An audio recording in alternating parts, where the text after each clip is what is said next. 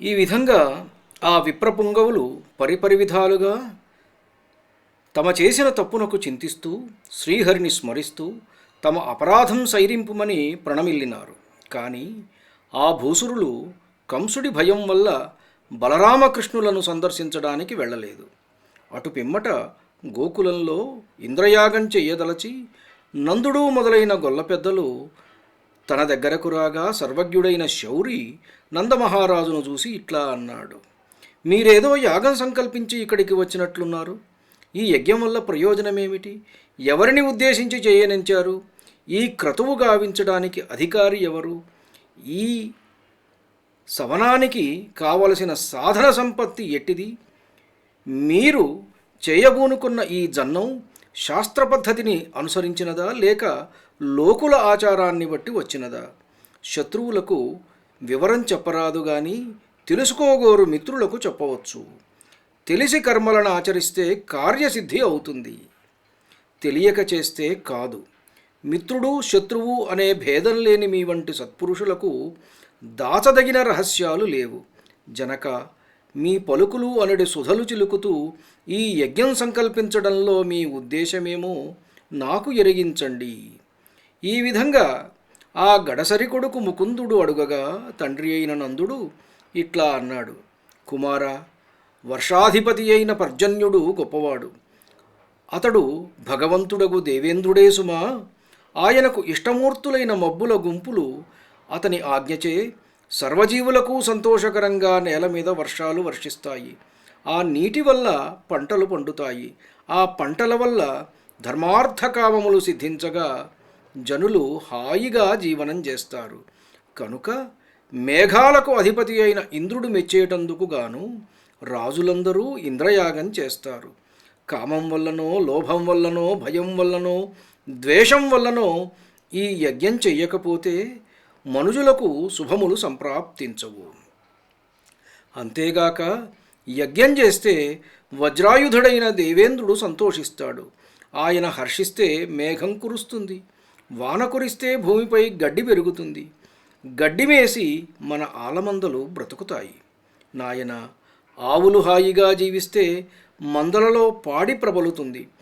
చక్కగా పాడి ఉంటే నరులు సురలు సంతృప్తిగా జీవిస్తారు అని నందగోపుడు పలికిన పలుకులు విని దేవేంద్రునకు కినుక హెచ్చునట్లుగా నందనందనుడు తన తండ్రితో ఇట్లా అన్నాడు: మహారాజా, తాను చేసిన కర్మము చేతనే ప్రాణి పుడుతున్నది, కర్మం చేతనే వృద్ధి పొందుతున్నది, ఆ కర్మం చేతనే లయిస్తున్నది. కనుక కర్మమే జనులకు దైవము, కర్మమే జీవుల దుఃఖానికి సుఖానికి హేతువు. కర్మమున బుట్టు జంతువు, కర్మమున వృద్ధి పొందు, కర్మమున చెడుం, కర్మమే జనులకు దేవత, కర్మమే సుఖ దుఃఖములకు కారణమధిపా. మహాత్మా, కర్మములాచరించువానికి తగిన ఫలాలు ఆయా కర్మలే ఇస్తుండగా మధ్యలో ఈశ్వరుని ప్రసక్తి ఎందుకు? ఆ ఈశ్వరుడైనా కర్మలు చేసేవానికి మాత్రమే ఫలితమిస్తాడు గాని ఏ కర్మ చెయ్యని వానికి ఎప్పటికీ ఫలితమీయడు గదా. కర్మములకు తగు ఫలములు కర్ములకు నిడంగరాజుగాని, కర్మములకు తగు ఫలములు కర్ములకు నిడంగరాజుగాని, సదా నిష్కర్ముడగు నీశ్వరుండును కర్మవిహీనునికి రాజుగాడు మహాత్మా. కాబట్టి కర్మానుగుణంగా సుఖదుఖాలు అనుభవించే ప్రాణులు ఇంద్రుని వలన భయపడవలసిన పని లేదు. జన్మ సంస్కారాలు కుప్పల వలె కప్పగా జీవులు కర్మలను ఆచరిస్తున్నారు. అట్టి కర్మఫలాలు తప్పించడం కడకు ఆ పరమేశ్వరుడికైనా శక్యం కాదు. ఇక ఇతరుల మాట చెప్పడం ఎందుకు? దేవతలతోనూ రాక్షసులతోనూ మనుష్యులతోనూ కూడిన ఈ జగమంతా తన స్వభావమునకు అధీనమై మెలుగుతూ ఉంటుంది. ఇందులో అనుమానం లేదు. జీవుడు తన స్వభావానికి అనుగుణమైన కర్మము చేతనే కర్మానురూపమైన నానావిధ దేహాలను పొందుతూ విడుస్తూ ఉంటాడు. గురువు, దేవత, మిత్రుడు, శత్రువు, బంధువు అంతా కర్మమే. జీవుడు స్వభావానురూపమైన కర్మమునే ఆచరిస్తాడు. అతని పాలిటికి కర్మమే దైవతం. కర్మనే అతడు దైవం వలె ఆరాధించాలి. కర్మము చేత జీవిస్తూ దానిని విడిచి మరి ఒక దానిని భజించడం అనేది పతి వల్ల బ్రతుకుతూ అతడిని సేవించక విటకారిని సేవించే రంకుటాలి విధమవుతుంది. బ్రాహ్మణుడు వైదిక కర్మ చేత బ్రతుకుతాడు. క్షత్రియుడు పుడమిని పాలిస్తాడు. వైశ్యుడు కృషి, గోరక్షణ, వాణిజ్యము, సొమ్ము వడ్డీకిచ్చుట సాగిస్తాడు. శూద్రుడు త్రివర్ణముల వారికి సేవ చేసి జీవిస్తాడు. సత్వము, రజస్సు, తమస్సు అనే 3 గుణాలు ప్రాణుల పుట్టుకకు, పెరుగుదలకు, వినాశమునకు హేతువులుగా ఉన్నాయి. రజోగుణం వల్ల జగత్తు పుడుతుంది. రజోగుణం వల్లనే మేఘాలు వర్షిస్తాయి. వాన వల్ల ప్రజలు వృద్ధి చెందుతున్నారు. కనుక ఇందులో మహేంద్రుని ప్రమేయం ఏమున్నది? ఆయన ప్రమేయం ఏమీ లేదు. ఈ విషయంలో ఇంద్రునకు కోపం రావలసిన పనే లేదు. ఒకవేళ కోపగించుకున్నాడే చూడు. అందువల్ల మనకు కలిగే కొరత ఏమీ లేదు. పట్టణాలు, భవనాలు, దేశాలు, వ్యాపారాలు పోతాయని మనకు భయమా? మనము పర్వతాలలో, వనాలలో జీవిస్తున్న వాళ్ళం. మనం దేవేంద్రుణ్ణి చూసి జంకవలసింది లేదు. కనుక మనకు జీవనహేతువులైన పశువులకు, మన పశువులను తృణజలాదులచే నిత్యము పోషిస్తున్న పర్వతానికి, మనకు దీవెనలొసగే విప్రవర్యులకు సంతుష్టి కలుగునట్లుగా యజ్ఞం చేయడం మంచి బుద్ధి అవుతుంది. ఇంద్రయాగానికి ఏమేమి సంభారాలు తెప్పించదలచారో అవన్నీ విచారించి ఇప్పుడు తెప్పించండి. పరమాన్నములు, అప్పాలు, గోధుమ పిండి వంటలు, పప్పు, కూరలు వండించండి. హోమాలు చేయించండి. భూసురోత్తములకు గోదక్షిణలతో కూడా సరస పదార్థ సంపన్నాలైన అన్నాలు పెట్టండి. అచంచల భక్తితో అద్రికి పూజలు గావించండి. పతితులకు, అనాథలకు భోజనాలు పెట్టండి. కుక్కలు మొదలైన జంతువులచే భక్ష్యాలు తినిపించండి. పశువులకు గడ్డి నొసగండి. తండ్రి, మీకు ధర్మమని తోచినట్లయితే నా మాటపై నమ్మకముంచి మీరు, బంధువులు చందనం పూసుకొని, ఆభరణాలు అలంకరించుకొని, కొత్త వస్త్రములు ధరించి, ఇష్టపదార్థాలు హాయిగా భుజించి, ఎంతో వేడుకగా గిరికి, గోవులకు, బ్రాహ్మణులకు, అగ్నిహోత్రమునకు ప్రదక్షిణ నమస్కారాలు గావించండి.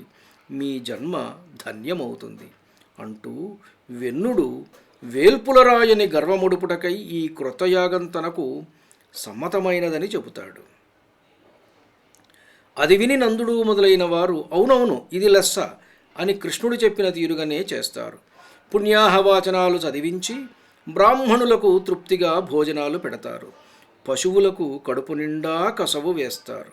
శ్రీకృష్ణుడు ఎప్పటి రూపుతో గొల్లల నడుమ నిశ్శంకగా, నిష్కలంకంగా ఉంటూ వారితో ఇదిగో పర్వతం, దీనిని పూజించడానికి మీరంతా రండి అని తాను తత్క్షణం పర్వతాకృతి ధరించాడు. ఆ గోపాలకులతోనే కలిసి గిరిరూపం దాల్చిన హరి తనను తానే ప్రత్యేకంగా పూజించుకుంటూ గొల్లలిడిన నైవేద్యమంతా ఆరగించాడు. కైమోడ్చువారికి కల్పవృక్షమైన కమలాయతాక్షుడు, ఓ గోపకులారా ఆలించండి, ఈ గిరి ఇచ్చవచ్చిన రూపం ధరించగలదు.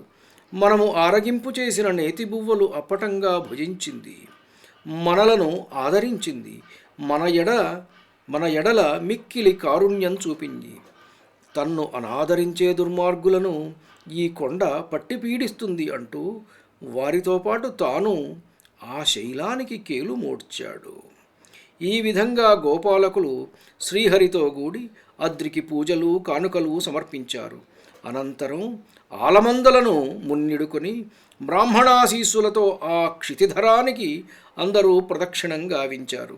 పరీక్షన్ మహారాజా పిల్లలు ఉత్సాహంతో కేరింతలు కొడుతుండగా గుర్రాల దౌడును మించిపోయే ఎడ్లబండ్లలో నందుడు మున్నగువారు ఎక్కి ఆవుల మంద వెంట అంటదోలించారు. కలిగొట్టు పూలవలే కమ్మని దేహ పరిమళంగల గొల్లభామలు తమ సంగీత కళాకౌశలం తేటపడునట్లు ఆ బండ్లెక్కి రాగాలాపన చేస్తూ శత్రువులను చీల్చివైచిన శ్రీకృష్ణునిపై పాటలు పాడినారు.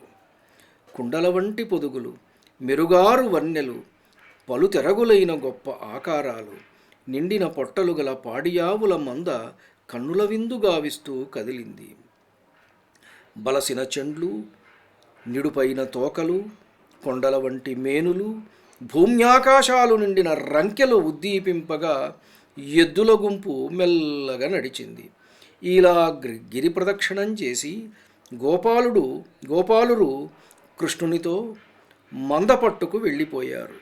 అప్పుడు దేవేంద్రుడు జరిగినదంతా తెలుసుకుని మిక్కిలి కుపితుడై ప్రళయభయంకరములైన సంవర్తకములనే మేఘగణాన్ని పిలిచి ఈ విధంగా అన్నాడు: పెరుగులు నేతులు ద్రావి గొల్లలు క్రొవినారు, పొగరెక్కి జంకుగొంకులు వీడినారు, పర్వత పంక్తుల కర్కశాలైన రెక్కలు అవలీలగా ముక్కలు చేసే అమోఘ వజ్రాయుధం ధరించిన మహేంద్రుణ్ణి నన్ను సగౌరవంగా పూజించక శ్రీకృష్ణుడు ప్రోత్సహిస్తే భూధరానికి పూజలు సల్పి వెళ్ళిపోయారు. పెరుగుల్ నేతులు ద్రావి క్రొవ్వి భువినాభీరుల్ మదాభీరులై గిరిసంఘాత కఠోర పత్రదళన క్రీడా సమారంభ దుర్భరదంభోళిధరుం పురందరునను బాటించి పూజింప కగ్గిరికిం పూజలు చేసిపోయిరదిపో కృష్ణుండు ప్రేరేపగన్. గురువు దైవము లేనివాడు, బాలుడు, అద్రులలో అడవులలో నివసించేవాడు, విభుత్వము లేనివాడు, చంచల స్వభావుడు, కులము గుణము లేనివాడు అగు శ్రీకృష్ణుని మాటలు మన్నించి గొల్లలు నన్ను వదిలివేశారు. గురుదేవహీను బాలుని గిరిభూజ ప్రముఖవాసు కృష్ణుననీశుం పరిణామశీలుగుల గుణ విరహితు చేపట్టి ఇంద్రు విడిచిరి గొల్లల్. ఈ గొల్లలు నిర్మలము మిక్కిలి గొప్పది అగు బ్రహ్మ విద్యను ప్రాపించలేక తెప్పలతో సమానములై కర్మమయములైన ఇట్టి యాగాలతో సంసారమనే సముద్రాన్ని దాటనించుతున్నారు. ఓ సంవర్తక మేఘములారా, ఈ వెర్రిగొల్లలు తమ ధన సంపత్తిని నమ్మి కృష్ణుని ప్రేరణ వల్ల నా యాగం విడిచిపెట్టినారు. పొండి, మెరుపులచే కనులు మిరుమిట్లు గొలిపి ఉరుముల చేత పీడించి అనివార్యమైన శౌర్యంతో వ్రేపల్లెలోని గోవులు గోపకులు హఠాన్మరణం పాలయ్యేటట్లు రాలవాన గురియండి. గోవిందుని మందలను కలతనొందించుటకు నేను ఐరావత గజాన్ని అధిరోహించి దేవతా సమూహంతో మీ వెంట వేగంగా వస్తాను. జంభాసురుని సంహరించిన పురంధరుడు ఇలా పలికి సరభసంగా వజ్రాయుధం ఝళిపించాడు. అతడు బింకం వహించి శంకలేక కినుకతో సంవర్తక మేఘాల సంకెళ్ళు తొలగించాడు. ఆ మేఘాలు పెనుగాలులచే ప్రేరితాలై పెద్ద గుంపులు గట్టి నందగోకులాన్ని ఆవరించాయి. ప్రచండంగా సూర్యమండలాన్ని ఆచ్ఛాదించాయి. గగనంలో కార్కొన్నాయి, దిక్కులలో కిక్కిరిసిపోయాయి. నింగికి నేలకు నడుమ ఎడము లేకుండా దట్టంగా కారు చీకట్లు క్రమ్మినాయి. త్రివిక్రముని రెండవ కాలి తాకిడికి పగిలి బద్దలైన బ్రహ్మాండ భాండం చిల్లులలో నుంచి కారుతున్న బహిస్సముద్ర జల ప్రవాహాలలాగా పెద్ద పెద్ద జలధారలు విరామం లేకుండా కురిశాయి. ఆ నీల జీమూతాలు వడగండ్లు వర్షించాయి, పిడుగులు రువ్వినాయి. మిట్ట పల్లాలు సమతలంగా విస్తూ వర్షజలం ఏకార్ణవమయ్యింది. ఆ నీటి వెల్లువలో లేగలు ఈదులాడుతూ ప్రళయాగ్నికీలా విజృంభణం ఎసకొల్పుతున్న మెరుపు తీవల్ని చూసి స్తంభించిపోయి మూర్ఛిల్లాయి. ఆ లేగల మూతులు అడ్డంగా ఉంచుకొని ఆవులు ప్రళయకాలంలో భీకరాలైన భేరీభాంకారాల వలె ఘోరమైన ఉరుముల మ్రోత వల్ల చెవులు చీదరగొనగా చిందరవందరలైన డెందాలతో కుందుతూ నేలవ్రాలిపోయినాయి. ఆ గోవుల్ని వెనక నుంచుకొని ఎద్దులు ప్రళయకాలాగ్ని వలె ప్రచండులైన రుద్రుని చేతి పెనుగదా ప్రహారాల నుంచి ఉప్పతిల్లిన పిడుగుపాట్లకు బెదరి కృష్ణునకు మొక్కి రక్షించుమని మొరపెట్టుకుంటున్నవో అన్నట్లు ఎంతకూ వదలని వర్షానికి తట్టుకోలేక మోరలు వంచుకొని గద్గద కంఠంతో అంబా అని అరిచాయి. ఎద్దులు మొదలైన తమ పశువులను సంరక్షించుకుంటూ అడ్డగింపరాని ఆ దారుణ శిలావర్షంలో చేవ చెడి శరీరాలు భారాలు కాగా గోపాలురు కొయ్యబారినారు. ఆ గోపకులను పట్టుకుని దట్టమైన వానదెబ్బకు మిక్కిలి దెబ్బదిని నిరుపేద నడుములు తూలిపోగా గడగడ వణుకుతూ గోపికలు గోవిందుణ్ణి పిలిచారు. గొల్ల వెలదుల కలశాల వంటి కఠిన స్తనాల మాటున తలలు ఉంచుకొని వారి శిశువులు వడలు మరచారు.